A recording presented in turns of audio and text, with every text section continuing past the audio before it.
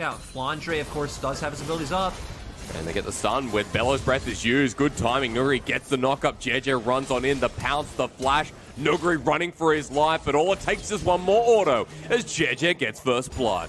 And it's beautiful to see. So Tien just backs away. Even Scout moves down. So EDG securing the first dragon of this game, number one, leading into a cloud. Like EDG can go back to hovering on bot lane. You still have TP on both of your soul laners to respond to an FPX play. But at least for the tempo now that JJ's provided, he's going to try and kill Nuguri once again. The Searing Charge comes back in onto the Nidalee. The flash behind the wall. Bellow's Breath enables with the knockup, but Flandre gets low. Well, he's nice since he just built his Sunfire Aegis as well, and has TP if something were to happen bot. Flandre's on his way down, though. Ooh, great hook from Chris. The Flays there, box down. Scout flash down immediately. Double TP. Flandre's in first. The Renekton versus 5. Can he survive until his team gets there? Flandre heals up thanks to the Gore Drinker. An immediate flash away from LWX and Chris burning both their summoners.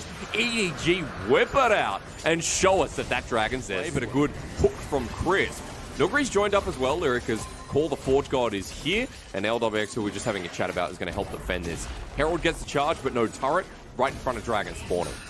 No Moonlight Vigil, though. One thing we need to realize about EDG's comp as well is it does have a ton of burst. If they are able to hit one member with an Orianna ultimate into an Italy Spear, they are probably just dead. Andre's backing away while this is going on, though, and Tien sitting in front of the Dragon wants to smite down. Insecure. Knock up, though, for Nuguri is into the backline. Flandre is coming in red hot. LWX dodges away from the W from Kai'Sa as Mako gets tagged on the way out as well. Blue buff might be sacrificed, but you get the Dragon and your first one of FPX's game. I love the way the FPX played that. They realize their comp has more options, right? You feel fine. Call him the Forge God. Forge God, yeah, it's a re-engage. Chris flashes forward, double flash from EDG as a response. Pressure all game long, and you know that vision control's been part of the element that's kept him safe in better.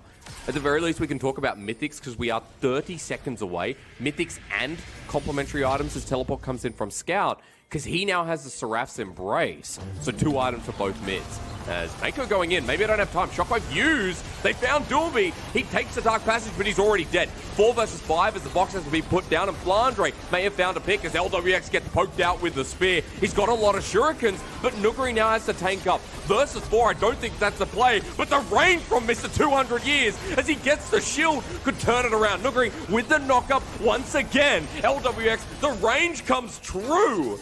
And EDG may have low health bars, but at least they won the play.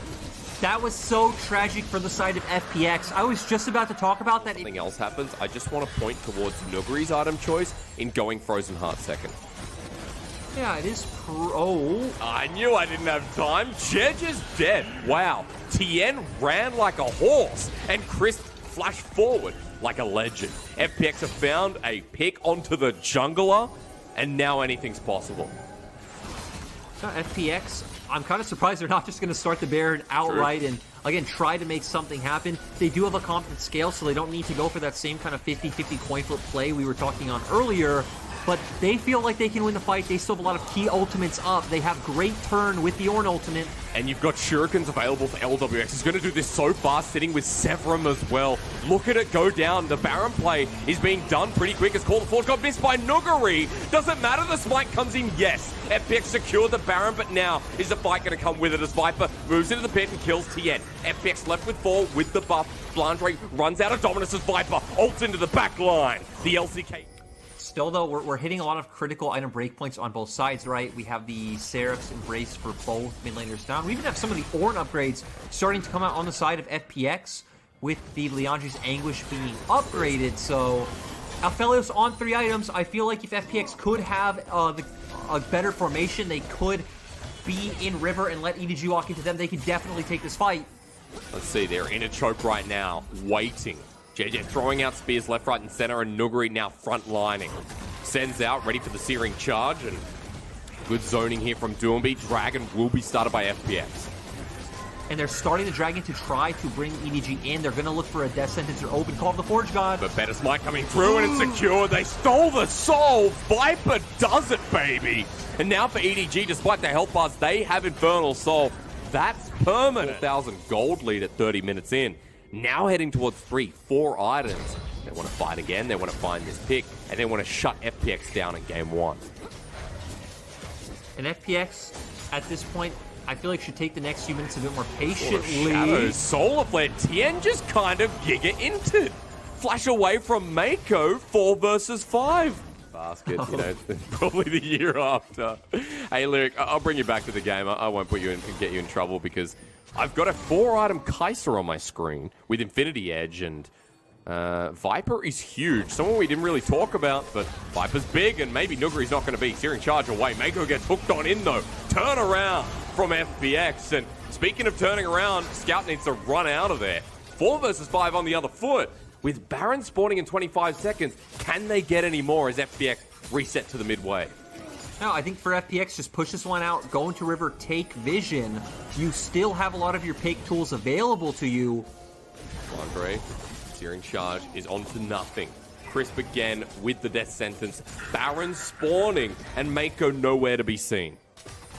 The thing, though, is we don't have Call of the Forge God, so you're pretty much relying on a death sentence coming out from Crisp. And Flandre starts the engage. They want a 4 versus 5. Viper jumps in as well onto Nuguri, who's left by the team. They try to kill Flandre. Nuguri runs into the pit so he doesn't die. That's only a one-man Moonlight Vigil with Viper. Ults into the backline to go golden. It's a massive bait as Tien onslaughts to his death. A double for this import 80 carry. A teleport from Scout to zone them away. FPX, you are up the creek without a big bloody ore because EDG walking towards the top side have everything on their table to eat. Crisp the final meal. All that's necessary to run this game home. EDG's bot lane got no resources this game, but that's not stopping Viper and Mako from stepping up big in these team fights. Viper's 6-0-1. That's how he's going to end most likely into this game. EDG with a top side wave. First Nexus turret, Doomby back at the Nexus, trying to stop it, but he can't. Even without a minion wave, he'll die in the end as well on top. And EDG, 11-2 against the Fun Plus Phoenix.